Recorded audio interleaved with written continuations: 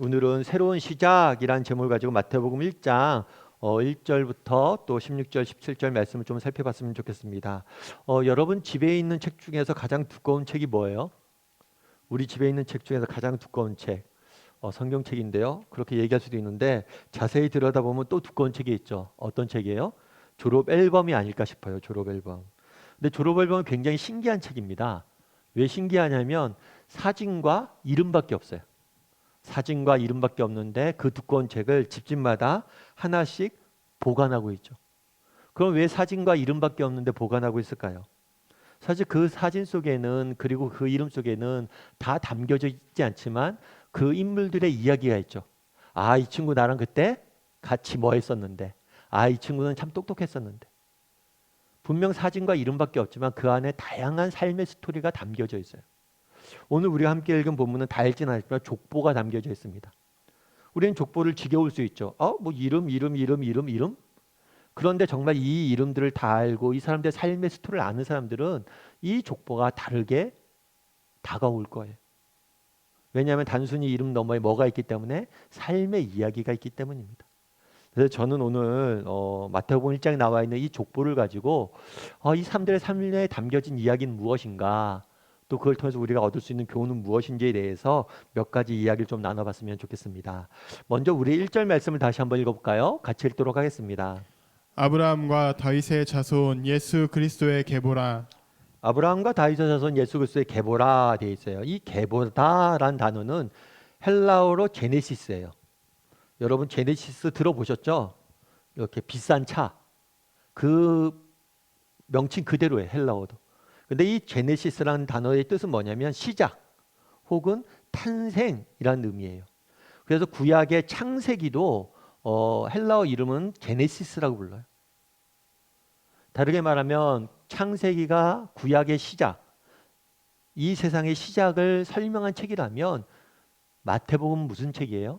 새로운 시작, 새로운 세계의 시작을 의미하는 책이다라는 뜻이 담겨져 있는 거예요. 계보라는 표현에는. 그런데 이 새로운 시작이, 새로운 세상의 새로운 시작이 어떻게 시작됐어요?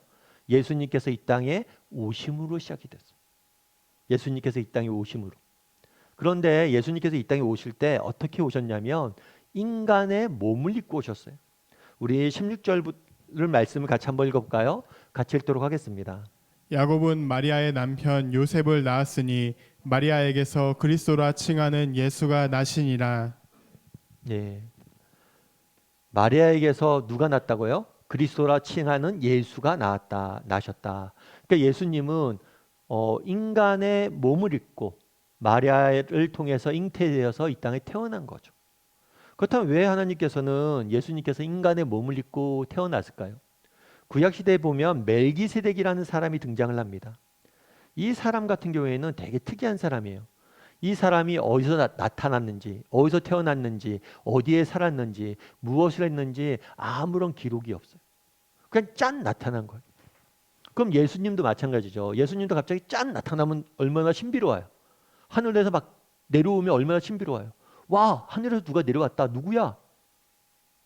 이렇게 짠 하고 나타날 수도 있는데 그렇지 않고 뭘 한 거예요? 인간의 모습을 하고 나타났다는 거예요. 그럼 왜 인간의 모습을 하고 나타나냐는 거예요. 무엇보다도 인간의 모습을 하고 나타난 이유는 뭐냐면 예수님의 탄생이 역사적 사실임을 보여주기 위함이에요. 너희가 알지 않느냐? 다윗을 알고 아브라함을 알지 않느냐? 요셉을 알지 않느냐? 마리아를 알지 않느냐? 마찬가지로 예수님도 뭐라는 거예요? 이 땅에 실제로 살았던 실존 인물임을, 다르게 말하면 기독교가 말하는 게 역사적 사실임을 보여주기 위해서, 예수님께서 실존했던 인물임을 보여주기 위해서 인간의 몸으로 태어나신 거죠. 많은 사람들이 기독교는 상상 속에 지어낸 이야기라고 이야기합니다. 하지만 그렇지 않아요. 기독교는 도덕적 가르침을 주기 위해서, 이 땅에서 우리가 어떻게 살면 좋을지에 대해서 알려주기 위해서 만든 종교가 아니에요. 여러분 성경을 보세요. 그런 얘기 없어요. 성경의 보다 본질적인 목적은 뭐냐? 실제로 역사 가운데 어떤 일이 일어났는지를 우리에게 알려주기 위해서 이 책을 쓴 것. 따라서 인간의 모습을 왜 나타났느냐? 역사 속에서 예수님께서 실제로 존재했던 실존 인물임을 보여주기 위해서 인간의 모습은 나타났어요. 그런데 보다 본질적인 이유가 있어요. 그건 뭐냐면 인간의 모습으로 나타나는 것 이유는 뭐냐면 인간의 모습으로 나타나셔서 우리를 구원하기 위해서 정말 인간인 우리와 똑같이 되셔서 인간이 겪을 수밖에 없는 아픔과 슬픔과 고통을 겪으시고 그것으로부터 우리를 뭘 하기 위해서 구원하기 위해서 인간의 몸을 입으신 거예요. 여러분 가끔 제가 병문안을 가고 병원에 가서 이렇게 기도해 드릴 때가 있습니다. 그런데 환자, 예를 들어 내가 암에 걸렸어요. 그럼 암에 걸린 사람에게 제일 위로가 되는 사람은 어떤 사람일까요? 여러 사람들이 있는데 암에 걸린 분이 그런 얘기를 하더라고요. 암에 걸렸는데 어떤 집사님이 딱 자기한테 문자를 보냈대요. 아무개 집사님, 저 잘 모르시죠? 그런데 제가 이번에 암에 걸렸다는 소식을 들었어요. 그런데 사실은 제가 5년 전에 저도 똑같은 암에 걸렸어요. 그런데 지금은 이렇게 건강히 잘 지내고 있어요. 아마 집사님도 이겨낼 거예요. 이 문자를 딱 보냈대. 그게 너무 위로가 됐대. 아, 이 사람은 나의 아픔을 알구나. 뿐만 아니라 그걸 이겨냈잖아. 예수님이 왜 인간의 모습을 입고 이 땅에 오셨냐는 거예요. 우리가 이 땅을 살면서 겪을 수밖에 없는 아픔과 슬픔을 겪었을 뿐만 아니라 그것들을 이겨낼 수 있음을 보여주기 위해서 오신 거예요. 여러분 제가 몇 주 전에 이제 위라클이라는 책에 대해 소개해 드렸죠. 이 책 같은 경우에는 박위라는 청년에 대한 이야기예요. 이 청년이 불의의 사고를 당해서 어느 날 전신마비가 됐죠. 그런데 이 책에는 그 어머님에 대한 이야기도 나와요. 여러분 아들이 사고를 당해서 전신마비가 돼서 평생을 살아야 된다면 여러분 어떨까요? 여러분 어떤 심정이 들까요? 그 어머님이 이 아들에게 이렇게 이야기했대요. 뭐라고 얘기했냐면 위야, 내가 다치고 기도를 하는데 하루에 5시간을 해도 모자랐어. 어떻게 사람한테 이렇게 눈물이 많을 수 있을까 생각했지. 그 눈물을 다 모아 담으면 큰 항아리에 가득 채우고 또 채울 만큼 눈물을 많이 흘렸어. 사람은 눈물로 만들어졌나 봐, 위야. 참 이 말이 와닿았어요. 사람은 눈물로 만들어졌나 봐. 아들이 다칩니다. 그럼 아들을 위해서 기도해요. 5시간도 모자랐대. 하루 종일 기도하죠. 그런데 그냥 몇 년씩도 기도가 됩니까? 기도할 때마다 눈물이 나는 거예요. 그런데 오늘 하루 종일 울었어요. 내일 또 기도해요. 그런데 내일 또 눈물이 하루 종일 나는 거예요. 그러면서 얘기하는 거예요. 사람은 눈물로 만들어졌나 봐. 참 이게 부모의 심정이죠. 부모의 심정이죠. 많은 사람들이 그런 이야기를 합니다. 인간이 고통당할 때 하나님 어디 계시냐? 우리 고통당할 때 하나님은 뭐 하시냐? 저는 오늘 이걸 보면서 그 생각이 들었어요. 하나님도 울고 계세요. 정말 아버지 되신 하나님도 뭐라는 거예요? 우리를 위해서 울고 계세요. 어쩌면 하나님 역시 눈물로 만들어졌을 몰라요. 그래서 니콜라스 월터스토프라는 나는 사랑하는 사람을 잃었습니다 라는 책을 쓴 저자예요. 이 사람은 아들을 먼저 떠나보냈어요. 이렇게 썼어요. 하나님의 얼굴을 보면 아무도 살 수 없다고들 이야기한다. 나는 그분의 광채를 보면 아무도 살 수 없다는 뜻으로 그 말을 이해해왔다. 내 친구는 그분의 슬픔을 알면 아무도 살 수 없다는 의미일 거라고 말했다. 그렇다면 그분의 슬픔은 곧 그분의 광채가 되는 거다. 내 친구는 말했대요. 그분의 슬픔을 알고 나면 아무도 살 수 없을 것이다. 그분이 우리를 위해서, 하나님 우리를 위해서 얼마나 큰 슬픔을 안고 살아가시는지 정말 인간이 우리가 안다면 어떻게 살겠냐는 거예요. 그날에 왜 예수님께서 이 땅에 오셨습니까? 이 땅에 왜 인간의 몸을 입고 오셨어요? 저는 슬픔 때문에 오신 것 같아요. 무슨 슬픔이? 자녀가 정말 고통 중에 있을 때 그 자녀를 위해서 눈물을 흘리는 그 어머니의 슬픔 때문에 오셨어요. 무슨 슬픔이? 정말 죄 가운데 그 어둠 속에서 고통하고 방황하고 유리하는 그 아들을 바라보는 아버지의 슬픔 때문에 오신 거예요. 정말 우리가 그 슬픔을 안다면 우리 중에 살 수 있는 사람 아무도 없어요. 그 슬픔이 얼마나 큰지. 하나님은 어쩌면 눈물로 만들어졌을지 몰라요. 그날에 왜 인간의 몸을 입고 이 땅에 오셨습니까? 우리의 아픔을 안고 이 아픔으로부터 우리를 구원하시기 위해서 이 땅에 오신 거예요. 바라기는 우리 다음의 식구들이 정말 이 땅에 나를 위해서 찾아오신 예수님에 대해서, 그 아들을 십자가에 내어주기까지 우리를 사랑하셨던 그 하나님의 사랑에 대해서, 아니 그 하나님의 슬픔에 대해서, 눈물로 만들어진 하나님에 대해서 묵상할 수 있었으면 좋겠어요. 그 마음을 알았으면 좋겠어요. 이 새로운 세상은 어떻게 시작됐습니까? 새로운 시장은 하나님의 눈물로부터 시작됐어요. 우리를 사랑하시며 정말 우리를 위해서 흘렸던 그 눈물과 그 슬픔으로부터 새로운 세상은 시작된 거예요. 바라기는 우리 다음의 식구들이 우리를 향하신 하나님의 사랑을 알고 눈물과 그 슬픔을 알고 정말 그 사랑을 가슴에 새길 줄 아는 저와 여러분이 되기를 주님의 이름으로 소원합니다. 두 번째로 오늘 본문에서 우리가 알 수 있는 사실이 있어요. 이제 족보가 쭉 나오거든요. 족보가 나오는데 우리 3절 말씀 같이 한번 읽어볼까요? 같이 읽도록 하겠습니다. 유다는 다말에게서 베레스와 세라를 낳고 베레스는 헤스론을 낳고 헤스론은 람을 낳고 5절과 6절 말씀도 읽을까요? 살문은 라합에게서 보아스를 낳고 보아스는 루색에서 오벳을 낳고 오벳은 이새를 낳고 이새는 다윗 왕을 낳으니라. 다윗은 우리아의 아내에게서 솔로몬을 낳고 여러분들이 이렇게 나중에 보면 한번 쭉 읽어보세요. 읽다 보면 누구는 누굴 낳고 누구는 누굴 낳고 했는데 중간에 여자 이름이 들어가는 경우가 있어요. 대표적으로 오늘 보면 이렇게 돼 있죠. 유다는 누구에게서 다말에게서 베레스를 낳고 세라를 낳고 쭉 남자 이름만 나와요. 그런 다음에 살모는 누구에게서 라합에게서 보아스를 낳고 여자 이름이 또 등장을 하죠. 그다음 쭉 읽다 보면 보아스는 누구에게서 룻에게서 오벳을 낳았다 이렇게 돼 있어요. 그 다음에 다윗은 누구에게서 우리아의 아내에게서 솔로몬을 낳았다라고 돼 있어요. 족보에 여자 이름이 들어가 있습니다. 그런데 이거는 굉장히 특이한 일이에요. 왜냐하면 보통 족보에는 누구의 이름만 들어가요. 당시에는 세상 사람들은 남자 이름만 들어가요. 그리고 우리도 예전에 우리 사회 같은 경우도 유교가 굉장히 심했을 때 여자 이름 족보에 잘 안 올렸잖아요. 그만큼 남자를 중시하는 사회가 과거의 사회예요. 그런데 성경에서 뭐예요? 여자의 이름도 들어가요. 그럼 이걸 통해서 알 수 있는 건 뭘까요?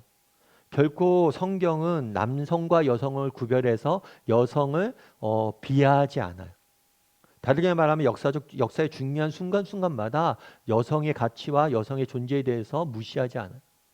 부활하신 예수님이 처음 나타나 보인 것도 여성이었어요. 그래서 여러분들이 이 성경은 여성에 대해서 차별하지 않습니다. 그런데 이 여성들, 오늘 본문에 나타난 여성들이 되게 특이해요. 왜 특이하냐면 여기 나타난 여성들은 다말 같은 경우에는 이방 여인이에요. 라합도 이방 여인이에요. 그 다음에 룻도 이방 여인이에요. 다르게 말하면 우리는 한민족이라고 하잖아요. 대한민국 사람이라고 하잖아요. 그런데 우리 대한민국의 중요한 인물의 족보를 쭉 쫓아가다 보니까 뭐예요? 중국 사람도 있고 뭐 베트남 사람도 있고 일본 사람도 있고 여자들이 있는 거야. 이름이. 여자 이름을 넣는 것만 해도 특이한데 굉장히 이방 여인의 여자 이름까지 넣은 거예요. 사실은 우리가 아까 그런 얘기 했잖아요. 기독교는 만들어진 종교가 아니다. 예를 들어서 이 족보를 우리가 인간이 만들어낸 이야기라면 이런 이야기는 빼죠. 왜 빼요? 예전에 그런 얘기 했죠. 우리 어른들. 족보에서 파버릴 거라고. 말 안 듣고 부끄러운 과거는 숨기는 게 인간의 심정이에요. 그럼 내가 이게 지어낸 이야기라면 부끄러운 과거는 안 넣으면 돼요. 그런데 부끄러운 과거에 대해서 다 넣어요. 왜 넣어요? 사실이기 때문에 넣는 거예요.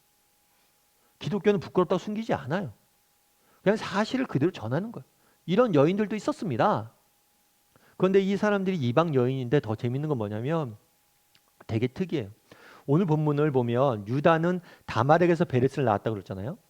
근데 다말은 유다의 며느리예요. 며느리가 시아버지랑 아들을 낳은 거예요. 너무 부도덕한 이야기잖아요. 이유를 떠나서. 라합이 있어요. 라합은 이방 여인일 뿐만 아니라 술집 여주인이에요. 지금도 그렇지만 사회적으로 칭찬받을 만한 직업은 아니잖아요. 룻도 마찬가지. 이방인이에요. 게다가 다윗은 밧세바에게서 솔로몬을 낳았어요. 그런데 밧세바란 이름을 쓰지 않아요. 뭐라고 표현해요? 우리아의 아내라고 표현해요. 또 이거 그 존경하는 다윗도 뭘 했다는 거예요? 남의 여자, 남의 남편이 있는 여자에게서 솔로몬을 낳았다고 이야기하는 거예요. 정말 부끄러운 과거에 대해 숨기지 않습니다. 왜냐하면 역사적 사실이기 때문에. 또한 이것들을 통해서 주고자 했던 메시지가 있다는 거예요. 정말 이 사람들을 보라는 거예요. 이방 여인이었고 어떤 면에서 부족한 삶을 살았고 어떤 면에서는 사회적으로 볼만한 그런 위치도 없었고 어떤 면에서는 큰 잘못과 실수도 했었지만 죄도 지었지만 하나님께서는 이들을 통해서 뭐예요? 예수 그리스도의 계보를 이어 오셨다는 거예요. 이들을 통해서 일해 오셨다는 거예요. 이거는 성경이 말하는 일관된 가르침이기도 합니다. 고린도전서 1장 26절에서 28절에는 이렇게 되어 있어요. 우리 같이 한번 읽어볼까요? 형제들아 너희를 부르심을 보라. 육체를 따라 지혜로운 자가 많지 아니하며 능한 자가 많지 아니하며 문벌 좋은 자가 많지 아니하도다. 그러나 하나님께서 세상에 미련한 것들을 택하사 지혜 있는 자들을 부끄럽게 하시려고 세상의 약한 것들을 택하사 강한 것들을 부끄럽게 하려 하시며 하나님께서 세상의 천한 것들과 멸시받는 것들과 없는 것들을 택하사 있는 것들을 패하려 하시나니. 뭐라고 됐어요? 형제들아 너희의 부르심을 보라. 너희 자신을 돌아보라는 거예요. 우리 자신을 돌아보자는 거예요. 우리가 육체를 따라 세상적인 기준에 보면 어떻다는 거예요? 지혜 있는 자가 많냐? 우리 중에 지혜 있는 자가 없지 않냐? 똑똑한 자가 없지 않냐? 박사학위 가진 사람이 없지 않냐? 그럼 우리 중에 능력이 많은 사람들이 이것저것 잘하는 사람들이 많냐? 그렇지 않지 않냐? 문벌이 좋은 사람이 정말 좋은 가문에 태어나서 학벌이 좋은 사람이 많냐? 그렇지 않다는 거예요. 왜요? 우리 하나님 뭐예요? 세상에 미련한 것들을 택하사 지혜로운 자를 부끄럽게 하시고 세상에 약한 것을 택하사 강한 것을 부끄럽게 하시고 천한 것들과 멸시받는 것들과 없는 것들을 택하사 있는 것들을 패하게 하신다. 오늘 족보를 보면 이방 여인들의 이름이 등장해 있습니다. 왜 이 이름들이 이렇게 등장이 났냐는 거예요. 보라는 거예요. 뭘 봐요? 이렇게 부족하고 연약하고 문제 많고 때로는 실수하고 넘어지는 사람들이지만 그럼에도 불구하고 그들을 통해서 일하시는 모습들을 보라는 거예요. 그럼 우리는 어떠냐는 거예요. 여러분 우리는 어때요?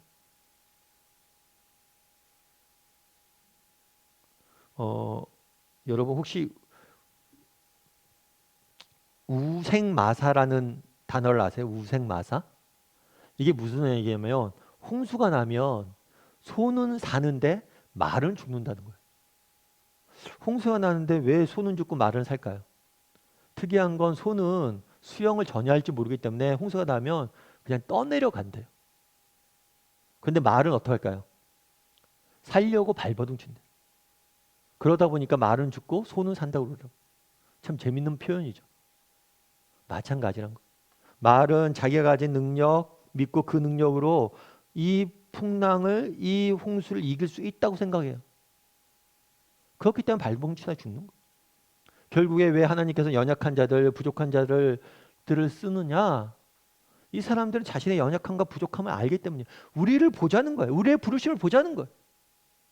우리가 부족하고 연약하니까 뭐라는 거예요? 하나님만을 의지하는 거예요. 그랬을 때 하나님께서 우리를 통해서 일하신다는 거예요. 우리도 마찬가지로 그날의 족보를 왜 적어놨습니까? 족보에서 우리는 무엇을 발견합니까? 아, 하나님께서 이렇게 부족하고 연약하고 어쩌면 삶의 문제가 많았던 사람들 통해서 일하시는구나. 어떻게 일하세요? 그분이 우리의 부족함을 알고 그분만을 전적으로 의지하니까 아, 우리를 통해서 일하시는구나. 바라기는 우리 다음의 식구들이 정말 우리를 통해서 일하시는 하나님을 바라봤으면 좋겠어요. 정말 성경에 나왔던 이 부족한 사람들, 연약한 사람들 통해서 일하시는 그 하나님을 바라봤으면 좋겠어요. 그리고 그 하나님만을 의지할 수 있는 사람이 되었으면 좋겠어요. 그랬을 때 정말 이 사람들이 쓰임받았던 것처럼 우리 역시 뭐예요? 하나님 나라를 위해 쓰임받을 수 있을 겁니다. 그런 믿음을 가지고 하루하루 살아가는 저와 여러분이 되기를 주님의 이름으로 소원합니다. 마지막으로 우리 13절 말씀 같이 한번 마지막으로 17절 말씀 같이 한번 읽어볼까요? 그런즉 모든 대수가 아브라함부터 다윗까지 14대요 다윗부터 바벨론으로 사로잡혀갈 때까지 14대요 바벨론으로 사로잡혀간 후부터 그리스도까지 14대더라. 예. 족보가 쭉 나와요. 족보가 쭉 나오는데 이름이 쭉 등장을 하잖아요. 등장을 하는데 이것들을 구분을 합니다. 어떻게 구분하냐면 아브라함부터 어디까지요? 다윗까지, 아브라함부터 다윗까지가 14대. 그러니까 아버지의 아버지의 아버지의 아버지의 아버지의 아버지의 아버지의 아버지의 아버지의 아버지가 아브라함이. 그리고 다윗이 되는 거죠. 그리고 다윗부터 어디까지요? 바벨론 포로기까지가 14대. 그리고 바벨론 포로기에서 예수님까지가 뭐예요? 다시 14대. 이렇게 구분해서 보여주고 있어요. 그러면서 뭐라고 표현됐냐면 아브라함과 다윗의 자손 예수 그리스도의 계보라라고 되어 있는 거죠. 재미있는 거는 이 아브라함과 다윗, 바벨론, 예수님 이렇게 구분한 이유가 뭐냐는 거예요. 이걸 통해서 주고자 했던 메시지는 뭐냐는 거예요. 하나님께서 아브라함에게 나타나 말씀하셨습니다. 뭐라고 말씀하셨어요? 하늘의 별과 같이 너의 자손들이 많아질 것이다. 다윗에게 나타나셔서 뭐라고 얘기했어요? 너의 왕국이 영원히 건설되어질 것이다. 아브라함과 다윗에게 약속을 주셨어요. 너의 자손들이 별처럼 많아질 것이고 다윗에게 뭐라고 했어요? 너의 왕국이 영원히 지속될 것이다. 그런데 그 사이에 뭐가 껴있어요? 바벨론이 껴있어요. 바벨론으로 뭐라고 표현됐어요? 사로잡혀 갈 때. 이때 포로기가 있었거든요. 여러분 생각해 보세요. 다윗에게 하나님께 약속했습니다. 뭐라고 약속했어요? 너의 왕국이 영원할 거다. 그런데 나라가 망했어요. 그리고 모든 백성이 뭐예요? 포로로 잡혀갔어요. 다윗에게 준 약속은 뭡니까? 여러분들이 바벨론 포로 시기에 살았던 사람이라고 가정을 해보세요. 그 입장이 되어보세요. 하나님, 우리 조상 아브라함에게 이런 약속을 주지 않았습니까? 우리 조상 다윗에게 약속을 주지 않았습니까? 그런데 왜 우리는 지금 이렇게 되어 있습니까? 나라 잃고 왜 우리는 포로로 잡혀가 있습니까? 어쩌면 하나님이 주신 약속과는 뭐예요? 정반대로 세상은 흘러가고 있는 거예요. 그런데 뭐라고 얘기해요? 바벨론으로부터 사로잡혀 간 이후에 정말 나라를 잃고 14대를 지났어요. 한 세대가 30이라고 해도 400년, 500년이 지납니다. 나라가 충분히 없어지기도 충분한 시간이에요. 나라를 뺏겨서 그렇게 오랜 시간을 나라 없이 살았어요. 그런데 그 14대가 지나고 누가 왔어요? 예수님이 오셨어요. 아브라함과 다윗의 자손 예수 그리스도라. 아브라함과 다윗을 왜 이겼습니까? 아브라함에게 주셨던 약속, 다윗에게서 주셨던 약속을 성취하기 위해서 예수님께서 오셨다는 거예요. 그런데 그 약속이 어땠어요?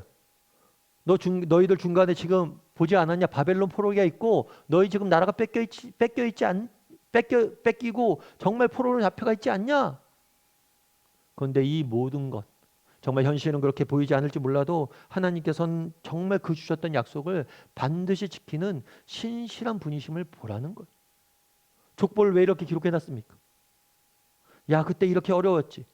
그때 나라를 잃었지. 그때 아무런 소망이 없었지.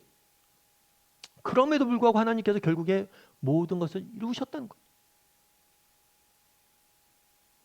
그래서 벤자민 윌필드라는 사람은 이렇게 이야기합니다.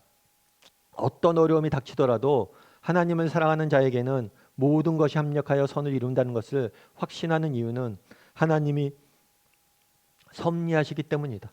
하나님의 섭리가 없다면, 하나님이 허락하지 않았음에도 어려운 일이 닥칠 수만 있다면, 하나님이 다른 생각을 하시거나 자리를 비우시거나 죽이시는 와중에 성도가 악한 원수의 먹이가 될 수 있다면 우리에게 어떤 희망이 있겠는가? 모든 일이 주님의 주권 아래 있지 않다면 우리가 받을 위로는 송두리째 사라진다. 반대로 얘기하면 하나님이 허락하지 않는 그런 어려움은 없다는 거예요. 하나님은 다른 생각을 하지 않는다는 거예요. 하나님은 자리를 비우지 않으세요. 주무시지 않으세요. 때로는 하나님의 약속이 희미해 보이는 것처럼 보일지 몰라도, 때로 하나님께서 우리 인생을 간섭하지 않는 것처럼 보일지 몰라도, 하나님이 우리를 외면하신 것처럼 보일지 몰라도 그렇지 않다는 거예요. 바벨론 포로기를 보라는 거예요. 하나님이 너희를 외면한 것처럼 보였느냐? 하나님이 주무시고 자리를 비우시고 하나님이 없어진 것처럼 느껴졌느냐? 너희 인생이 그랬느냐? 그렇지 않다는 거예요. 때가 차면 하나님께서 모든 것을 이루기 위해서 오셨다는 거예요. 이번 주에 되게 굉장히 큰 뉴스가 있었죠. 어떤 뉴스가 있었냐면 이렇게 오징어 게임에 이정재라는 배우가 이렇게 미국의 에미상을 받았다고 그러더라고요. 이 에미상 같은 경우에는 미국 방송계에서 굉장히 큰 권위 있는 상이고, 에미상에서 이렇게 나무주연상을 받은 게 아시아 국적을 가진 사람으로는 처음이라고 그래요. 아무튼 대단한 걸 이룬 거겠죠. 그런데 그래서 이렇게 보니까 이 이정재라는 사람이 좀 특이한 이력을 갖고 있더라고요. 뭐냐면 이분이 뭐 잘생긴 것도 있는데 아무튼 카페에서 아르바이트를 하다가 캐스팅이 됐대요. 그래서 배우로 캐스팅이 됐다고 합니다. 그래서 처음 한 작품이 모래시계라는 작품이래요. 이 모래시계라는 작품은 뭐 그 당시 시청률이 40%가 넘을 정도로 전 국민적인 사랑을 받았던 작품이죠. 그런 다음에 영화를 찍었어요. 그 영화는 뭐냐면 태양은 없다라는 영화를 찍었고, 거기서 청룡영화제에서 나무주연상을 받았대. 어떤 면에서는 뭐 데뷔하자마자 일학 스타가 된 거죠. 그런데 재밌는 건 그 다음부터 하는 영화나 드라마가 점점 망해가는 거예요. 흥행을 잘 못하는 거예요. 그래서 나중에는 어떻게 됐냐면 소속사가 망했대. 소속사가 망한 바람에 자기가 빚까지 지게 됐대. 하는 영화나 드라마는 안 되고 소속사도 망하고 빚도 지고, 그래서 나중에 긴 슬럼프에 빠졌다고 그러더라고요. 특별히 처음에 스타가 됐잖아요. 근데 기준이 얼마나 높겠어요. 근데 처음에 내가 이런 스타인데 그 다음에 그 스타 이름값을 못하고 계속 시간 지나니까 너무 큰 슬럼프에 빠진 거예요. 그러면서 그 시기를 어떻게 이겨냈느냐라고 돼 있으니까 그분이 이런 얘기를 했더라고요. 언제 연기처럼 사라질지 모르는 인기와 돈과 같은 것에 집착하기보다는 작은 것에 고마움과 사소한 행복을 누리며 사는 것이 슬럼프를 극복하고 내가 하는 일을 즐기고 더 노력할 수 있었던 이유입니다. 참 이 얘기 듣고 되게 공감이 됐어요. 자기의 과거의 성공, 그런 것들 살지 않고 오히려 작은 것들에 고마워하고 행복을 누리며 하나하나 내가 살다 보니까 오히려 슬럼프를 이겨내고 내 일들을 즐길 수 있었고, 그래서 성공할 수 있었다고 이야기하더라고요. 그래서 저는 이제 잘 몰랐는데 이제 수상소감 보니까 제일 처음에 그 얘기를 하더라고요. 하나님께 감사하다고. 아마 기독교인이었던 것 같아요. 여러분, 우리 인생이 알 수가 없잖아요. 우리 인생은 누구 손에 있어요? 하나님 손에 있어요. 그런데 우리 인생에 긴 슬럼프가 올 수 있죠. 우리 인생에 정말 아무것도 안 보이는 순간이 올 수가 있죠. 하지만 기억하라는 거예요. 우리 하나님이 살아계시고, 너희들은 바벨론의 포로로 잡혀갔을 때 하나님이 없다고 생각했지만 그분은 여전히 살아서 너희의 인생을 지키고 있었다는, 그 하나님을 바라보고 하나님의 섭리와 주권을 바라보며 살라는 거예요. 바라기는 우리 다음의 식구들이 정말 세상 사는 것이 힘듭니다. 정말 특별히 요즘은 어려운 일들이 너무 많죠. 그럼에도 우리가 기억할 것이 있어요. 그건 뭐예요? 하나님의 주권과 섭리입니다. 하나님이 우리 인생을 지키고 계세요. 우리 인생을 붙잡고 계세요. 그 사실을 믿고 또 오늘 하루하루 살아갈 줄 아는, 믿음으로 살아갈 줄 아는 저와 여러분이 되기를 주님의 이름으로 소원합니다.